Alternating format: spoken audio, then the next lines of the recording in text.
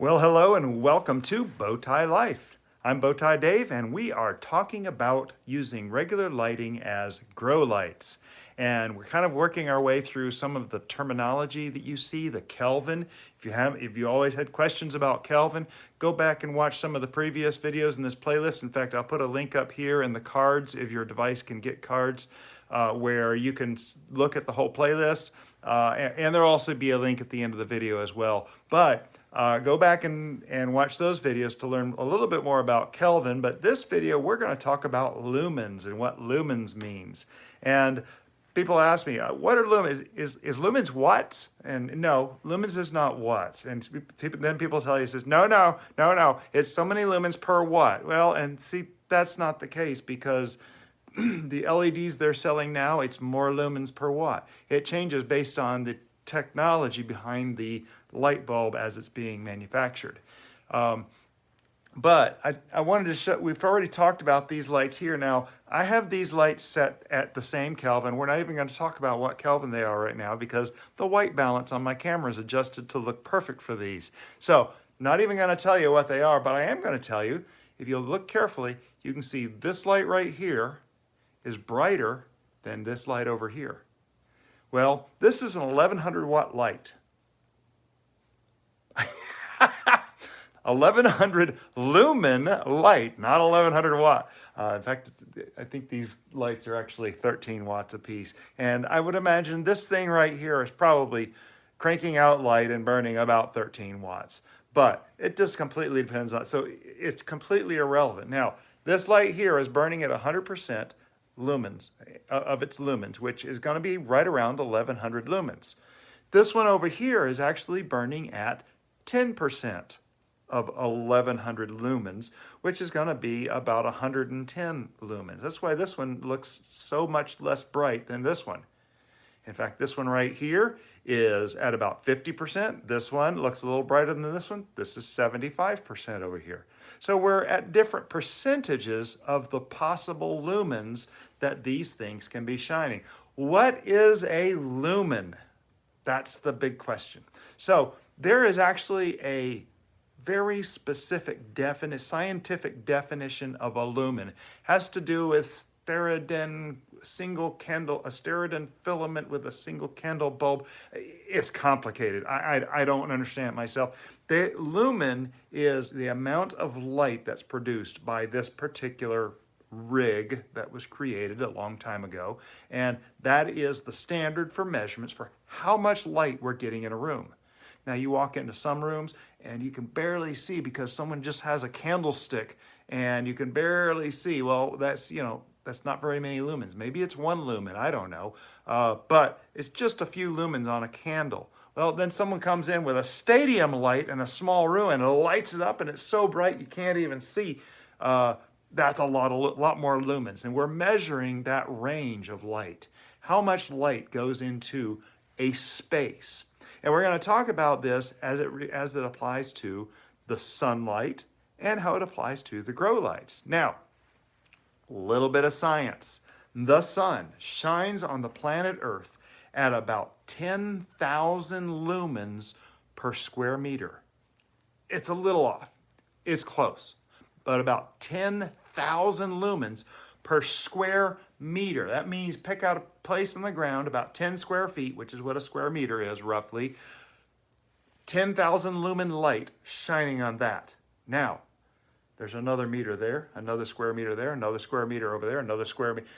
The sun is shining that much lumens on every single one of those square meters on the planet. Now, there's another term you might hear as lux. 100,000 lux is approximately 10,000 lumens on a square meter. So we're talking about the power of the sun. Yeah, that's a lot of power. Now in this room right here, it's 31 foot long, it's 25 foot wide. I've got 12 of these lights. That means 12 times 1100 lumens, that's 13,200 lumens that I have in this room. Now, there's actually calculations. If you ever want to figure out how many lumens per square foot you should have, you can Google it. And it's different for a dining room, for a kitchen, for a living room, for a bedroom, for a bathroom. It's different recommendations. So you can actually figure out Okay, I've got a room this big. How many lumens do I need to have in this room? So you can go find one bulb that has that many lumens, or you can spread it out among 3 bulbs. And they don't even have to all be the same number. Just add up to that many lumens for that square footage of space. I did that when I just designed and put in this lighting in this room. I figured out the square footage, and I figured out exactly how much we needed to light this room comfortably. Now, a lighting engineer, that's what they do. I'm not a lighting engineer, but I like playing around with this stuff, okay? So I got some basic concepts. But let's go, since I'm going to play lighting engineer today, let's go run over to the Bowtie lighting lab. How's that sound? Hi, I'm Bowtie Dave.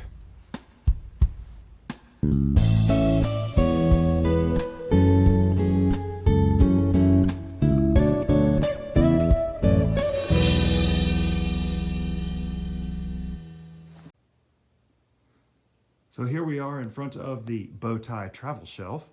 And some of you, if you've watched many of the videos, might even recognize the end of this shelf as something that's in videos. And we have here, kind of draped across here between a bag on an ironing board. Oh, look, it's a tree saw. But you'll notice that it's holding up a light, and it's creating a circle on the floor of light. Now let's talk about this. Okay, so here we are in the laboratory for lighting. Very high tech, trust me. Anyway, we're looking at the results of a regular work light on an area of the floor here. Now I picked this area of the floor, and yes, I did vacuum a little bit to make sure it looked good, but I picked an area of the floor that was nice and clear so you can see this circle of light that it makes. Now this circle is, well, this is a yardstick. Anybody remember those things? It's a little bit more than the yardstick, which means this is roughly a meter circle, an area. That means in this area, right about here, okay, this area here, and I'm doing ballparks here. Remember, all this stuff about grow lights, we're trying to approximate the power of the sun. So we're getting close, but yeah, okay. Moving right along. So this area, let's call it a meter, a volume, an area of a square meter. Yes, it's a circle, I know. It works out. Anyway, you can look up online to find out the exact shape and diameter of a circle that measures to a square meter. So this bulb in here, I'm going to turn it up. It's bright. It is shining at about 3,000 lumens. Now, if you go look on the box, it's like a 250 watt or 350 watt equivalent LED bulb. Now, the key word in there is equivalent. This thing is only like 20 watts. It's just a very efficient light. I got this at Lowe's. I forgot how much I paid. It wasn't a cheap bulb. It might have been $20, $30. I can't remember off the top of my head, but it's a very bright bulb. So this thing is putting out 3,000 lumens of light, mostly on this square meter that's round. I know. Play along. It's mostly falling on this square meter. 3,000 lumens, mostly on this square meter. Watch this. Hey, Google, turn off the lights. Okay, so I've just turned off the lights. Look how much spillover there is out here. Sometimes Google doesn't know when to shut up, does she?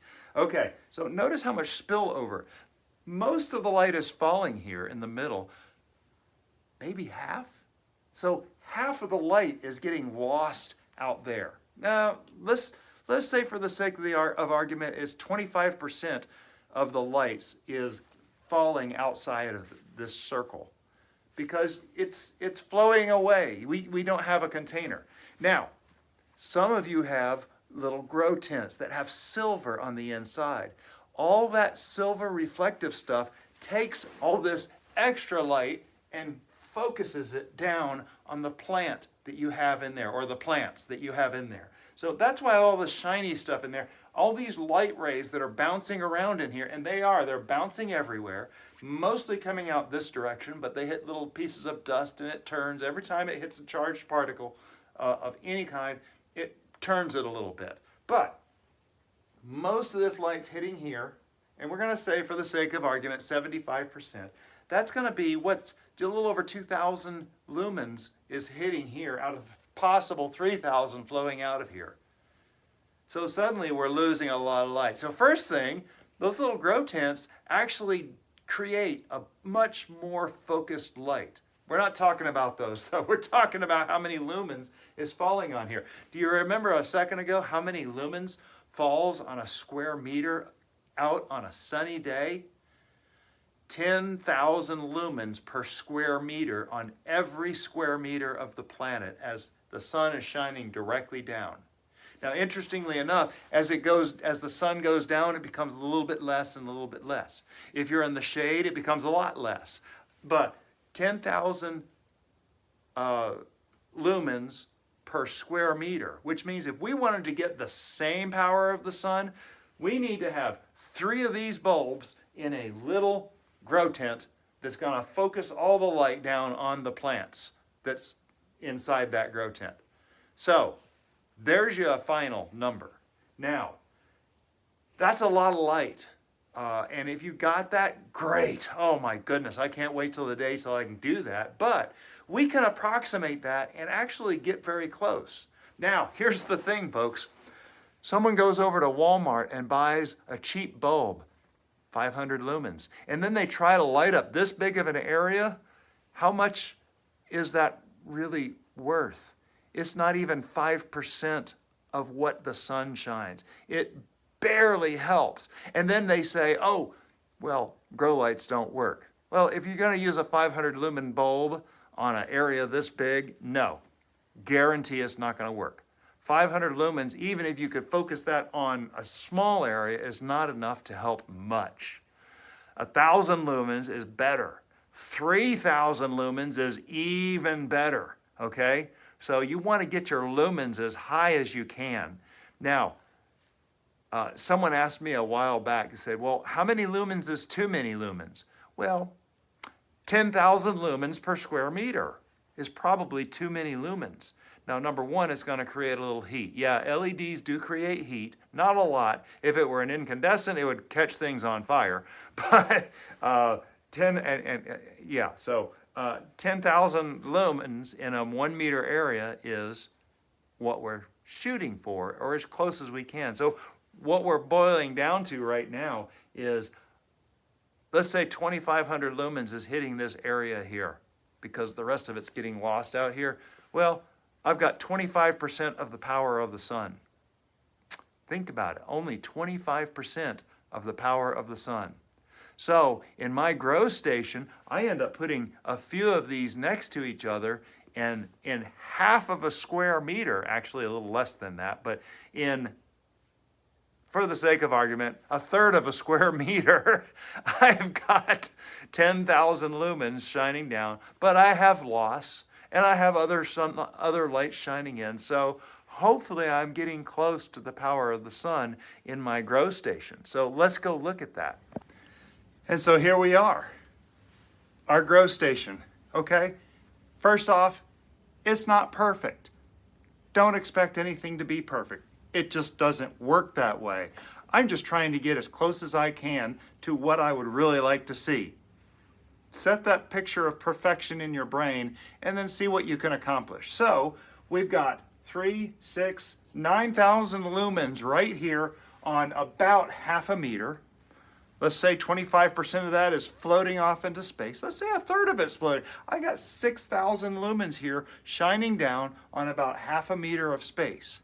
Not only that, in the morning when the sun rises right there, and excuse the backlighting, but that's kind of where we're dealing with this lighting. When the sun rises right over there, it gets a really good burst of that extra light through the window. And so it really makes this, for me, a fantastic germination station.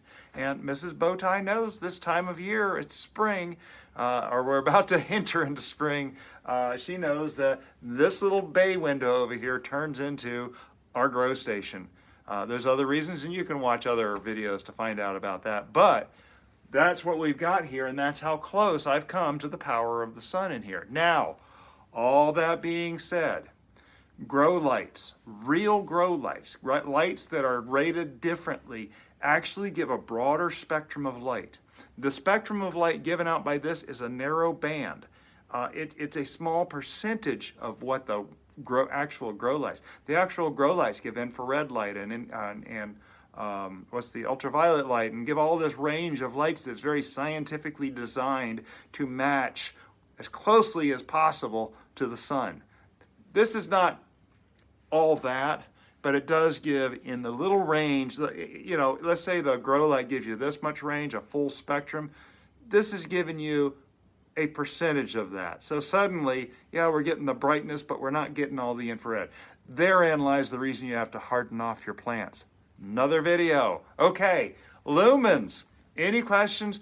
Please write them in the description below. I do enjoy hearing comments and answering questions when I can. If I can't answer it, I'll let you know flat out. I hadn't a clue. I might be able to find a location online where you can find the answer though. But anyway, that's lumens. That's where lumens come. Get those lumens up as high as you can without breaking the bank. Okay, don't feel like you have to spend $20,000 and to make grow lights. Looky here, this is artichokes coming up. This is basil. There's actually some onion back there. These here are peppers. These are a little slower growing, but they're coming along. I got some peppadew from Chili Chump, and I've got some kind of early jalapeno that's supposed to be coming up. This stuff is going out pretty soon because actually this has already been hardened off. Had to bring them back in to have something to show you, but you can get the idea. Look how close this light is. I can put my hand on this bulb. There is very little heat. It feels like a nice hand warmer, frankly, but you can see how much light is shining down on these things. It's getting a good glow. It really does very good. You can see down here on the shelf below, there's actually 4 lights here. There are 2 more that are not here simply because the shelf is empty right now. There's nothing here. We're just about to start off a whole new wave of seeds, but yeah, we're not there. Anyway, I hope this was either educational, informational, or entertaining, and if it was, please subscribe because we got a lot more coming, and we have a lot more videos out there already. At this point, at the time of this recording, I think we're up to 120 some odd videos, and they're coming out almost every single day. So it's just me, folks. I'm just trying to get out the information that runs through my brain before I forget it, because with my ADD brain, I'm gonna forget it. And I need to go back and remember that information and try to hold on to that. And if someone asks a question, I can go back to one of my videos and see. One of the biggest things is my garden tours. We do monthly garden tours at the end of every month. And the reason is so next year when I come up to this point, I can say, okay, last year, where exactly was I? Or what was I planting? Or how did I plant that? Or whatever else questions I have for myself. Great thing is you're invited along. So thumbs up, share on your social media. Please subscribe. Those of you who have subscribed, I truly appreciate you watching these videos. All of these are free things. You don't have to spend money to do any of the things I just mentioned. They help grow the channel. And I do appreciate all the help we can get to grow this channel. We are trying to build a community, and we're trying to expand the community of others who do the same thing. We work hard. I watch a lot of other YouTubers and so impressed by so many things. I'm inspired by their stories, and I try things here. I recently talked about growing potatoes. I've got a potato growing video coming up in a month or two, and there's so many other people out there that have done a potato growing video, and you're like, why would you just do the same thing? Well, I'm in Destin, Florida. Growing potatoes is that much more different here, 7 blocks from the beach, than it is for Hollis and Nancy over in Central Florida, or Callie Kim out in California, or M.I. Gardner up in Michigan. It's different for everybody, and there's so many little nuances that you can do, and sometimes something works better for one person and it doesn't work for another person. Coolest thing is the guy over in now San Diego. He used to live in Los Angeles, Brian from Next Level Gardening. I was talking to a fellow last night, and he says, "Oh, I got this guy. He gave me some great information." And he pulled up this video. I'm like, "Ah, that's Brian. I know this guy." And so he had information that helped in his flower garden here, and he grows vegetables. He's growing tomatoes, and it helped in his flower garden here in next county over from us. But anyway, so I hope you learned something out of this. Learned something out of this. We talked about Kelvin in this series. We talked about a few other things. If you didn't watch the whole series, click on the playlist either up in the corner here, or there's a link at the end of the video that you can go and see the whole playlist and see the whole series on this. I would like to do some more videos on this topic, and I would like to do some videos on some other topics that we can get some information out there when people have questions. And really, that's what it is. Someone has a question, someone has a theory, someone needs an experiment or wants an experiment. And sometimes I love it because we do the same experiment. I'm doing another experiment outside right now that I believe it was Gardner Scott did. I can't remember who it was. I have to go back and look at the first part of the video, but there's going to be a video coming out on a couple of these experiments, and I'm very excited. So things are coming out, and stay tuned, subscribe, and you know what? Have a blessed day.